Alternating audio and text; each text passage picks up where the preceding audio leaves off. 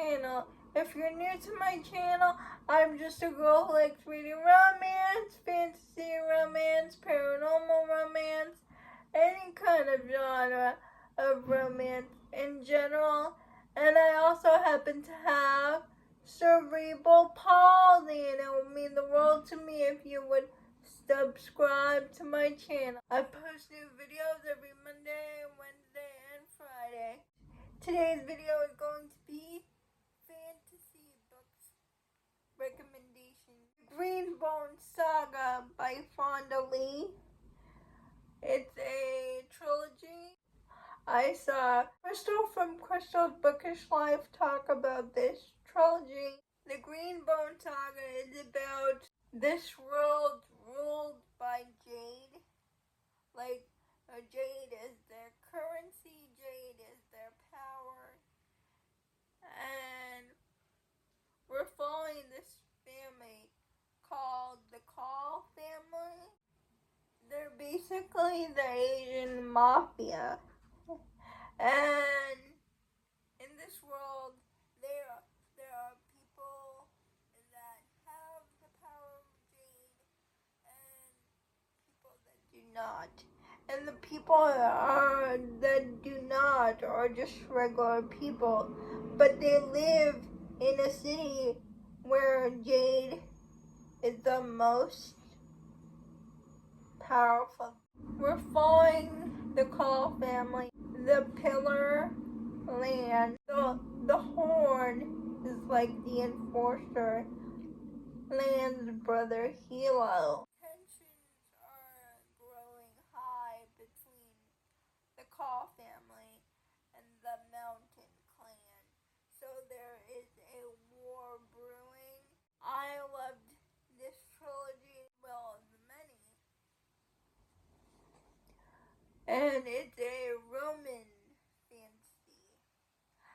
I'm not quite sure how the magic system works. We're following this man works in a mine, but one day he's working in the mine, and one day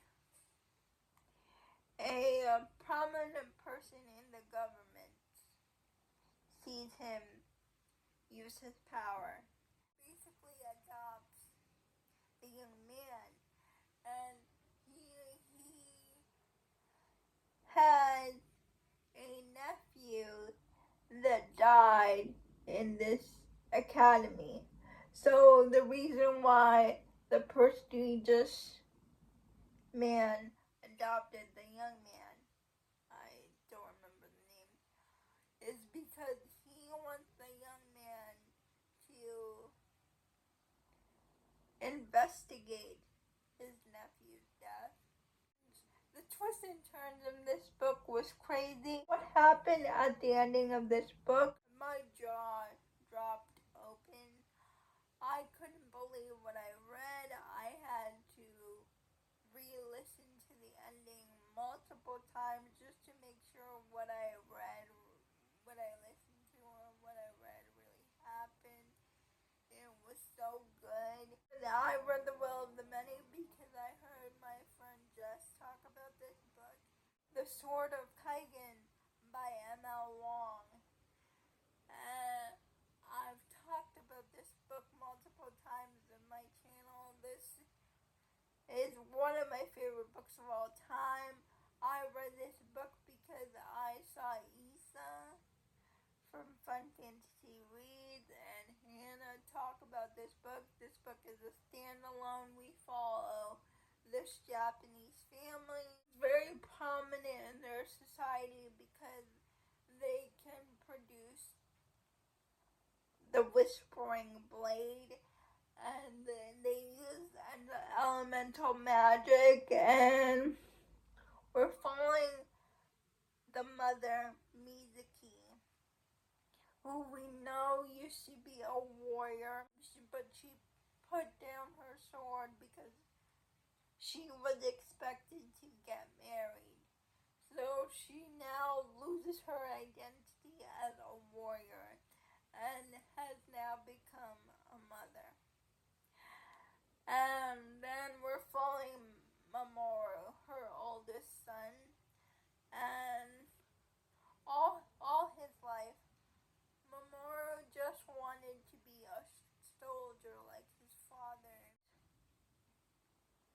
Mamoru's world is turned upside down when there is a new student in the class that challenges his beliefs.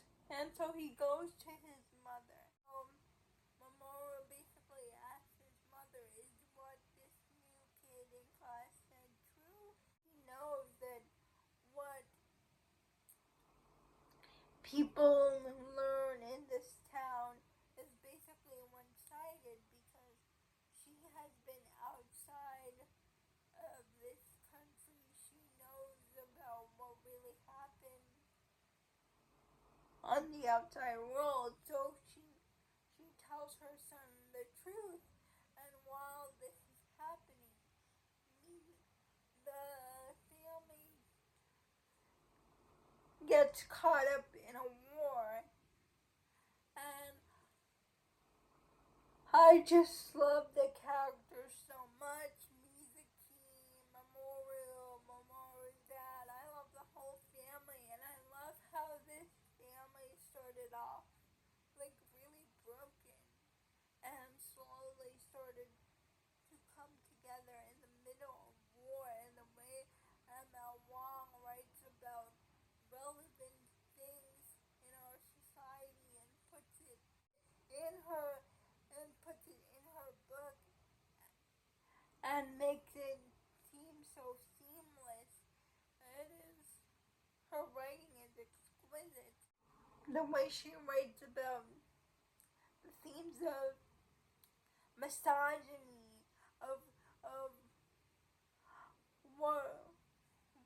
what it means to be a woman, standing up for what you believe in. It takes to be a man, the imbalances in our society. Blood over Bright Haven. We follow the heroine, who is the first female alchemist admitted into this prestigious academic school. And when she gets there, she is supposed to be assigned an assistant. But instead of being assigned an assistant, she gets assigned a janitor named Timmel. And Timmel is part of the Quinn. And the Quinn race are seen as less than. And so as Sayana and Timmel work together, he challenges her beliefs, and they find out corruption in the world that they live in, and what's Sayana gonna do about it?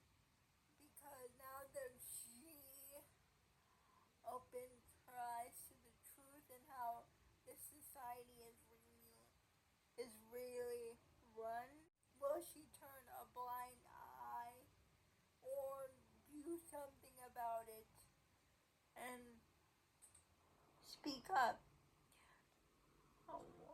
The only way I can describe this magic system is like if you've read Fullmetal Alchemist and there is something called equivalent exchange. That's how I describe the magic system. Again, what M.L. Wong puts in her books, like, is so relevant to what's going on in the world today. Like, a female in a male-dominated world, racism, propaganda, every theme she put in the Sword of Kaigen, she put in Blood Over Bright Haven. And the last book I'm going to talk about today is called Engines of Empire. Now, I read this book because I heard Elliot Brooks talk about this book, and what she said, it sounded really interesting. So we're following a family that runs a guild. The mother, and she has 3 children, 2 sons and a daughter. And so she's running this guild, and she has to send her 2 children away from the guild because her oldest son is a soldier, and she wants her daughter to go to another kingdom and learn some stuff so one day she could run the guild like her mother. Her other son is like a foreman, but in secret, but he doesn't tell his mother that the mother wants the other son to learn how to run the guild.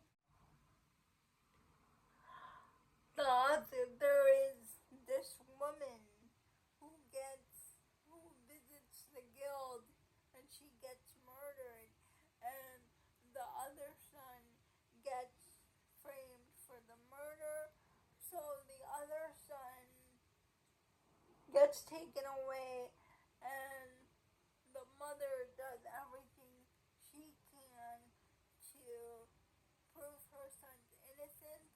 Her daughter, who was supposed to travel to another kingdom, got ambushed, and she's stuck in the jungle. The son, I forgot what happened to the oldest son, the knight. We're following this guild as it falls apart, and we're following a journey of a mother and what she will do to protect her son, to prove her son's innocence. And in the backdrop, we learn about how religion works in this world and how it is evil. And it was just a wild ride. Those are all my